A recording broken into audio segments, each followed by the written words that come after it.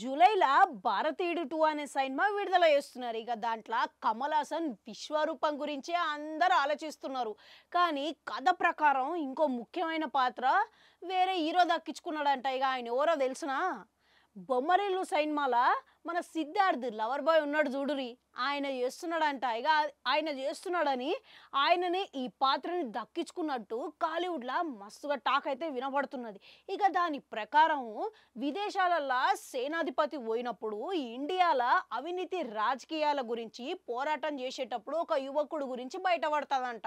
ఇక ఆయన ఒంటరి చేసిండని, ఇక ఆయననే లక్ష్యంగా పెట్టుకున్నారని, ఇక ప్రాణాలు కూడా పోయే అవకాశం ఉందని ఆ టైంలో ఇక వయసు మళ్ళిన సేనాపతి ఒకడు ఇండియాకి వస్తాడంట. ఇక ఆయన ఇండియాకి రావడంతో ఇక ఆడికెళ్ళి కథ అనేది మొదలవుతుందంట. మంచిగా ఉన్నది కదా పాయింట్. ఇక ఈడికెళ్ళి సేనాపతి, అదే వయసు మళ్ళిన సేనాపతి ఉన్నాడు చూడురి, ఇక ఆయన సమస్యలు, ఆయన ఎదుర్కొనే సవాళ్ళు, ఇక దీంట్లో ముఖ్యంగా ఆయన వేసే శిక్షలు చాలా వెరైటీగా డిఫరెంట్గా డిజైన్ చేసిండంట మన డైరెక్టర్ శంకర్ సారు. ఇక దీంట్లో సిద్ధార్థ్కి జోడీ లెక్క ప్రియురాలు లెక్క ఎవరిని పెట్టిరు అనుకుంటుర్రు? రకుల్ ప్రీత్ సింగ్ని పెట్టిరంట. ఇక మంచిగా ఉంటుంది కదా వీళ్ళిద్దరు జోడీ.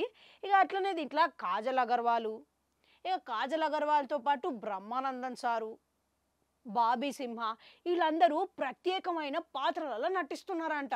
ఇక దీనికి మూడో భాగం కూడా ఉంటుందంట. అయితే మూడో భాగంలో కూడా సిద్ధార్థ్ కూడా ఉండే అవకాశం ఉన్నదని మాట అయితే వినబడుతున్నది. ఇక అయితే ఈ సినిమా కోసం ముఖ్యంగా రామ్ చరణ్ ఫ్యాన్స్ కూడా ఎదురు చూస్తున్నారంట. ఇక చెన్నైలో గ్రాండ్గా ప్రీ రిలీజ్ ఈవెంట్ ప్లాన్ చేస్తున్నారంట. ఇక దానికి ముఖ్య అతిథుల లెక్క ఎవరు వస్తున్నారు అనుకుంటుర్రు? రామ్ చరణ్ సారు, అట్లనే చిరంజీవి సారు కూడా వస్తున్నారంట. ఇక మళ్ళా మొత్తం మీద చూసుకుంటే సిద్ధార్థ్కి తమిళంలో మస్తుగా ఆఫర్ల మీద ఆఫర్లు వస్తున్నాయి. ఇక తెలుగులో బ్రేక్ కోసం ఎదురు చూస్తున్న సమయంలో భారతీయుడు 2 ఈ కోరిక తీరుస్తుందంటారా? గెస్ చేసి కామెంట్లలో కామెంట్ పెట్టుర్రి. అట్లనే అడుగు గంట ఉంటుంది, అది కూడా నొక్కురి, మళ్ళీ వస్తా.